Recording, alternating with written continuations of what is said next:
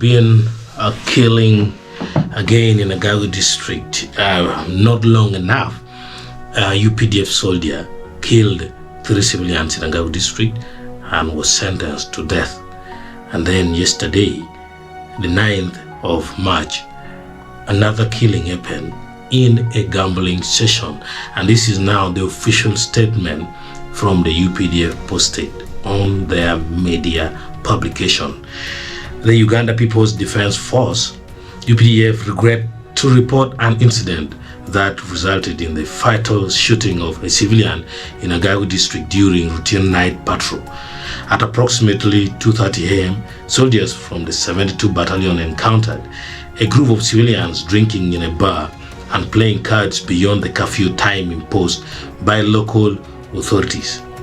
The patrol force faced resistance and one civilian grabbed a soldier, resulting in a shooting that fatally wounded and killed Okiyu Richard, resident of Lukwong village, Lomoy Parish, Omia Pachua sub-county. The UPDF condemns any attempt to seize a soldier's firearm, especially when they are on duty.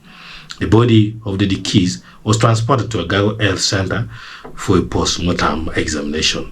The division commander, Major General Keith Katunji, has sanctioned deeper investigations into the incident.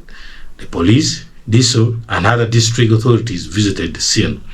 The alleged gang leader of the group, Onwech Paul, a resident of Loli village, along with accomplices, fled the scene and remains at large, while security forces are actively pursuing them to ensure justice and accountability. The UPDF remains committed to upholding peace and security and conducting its operations within standard operating procedures, OSOPs. Captain Adrian Mawanda, 5th Division Public Information Officer, is the one who has released this statement to the media. Thank you.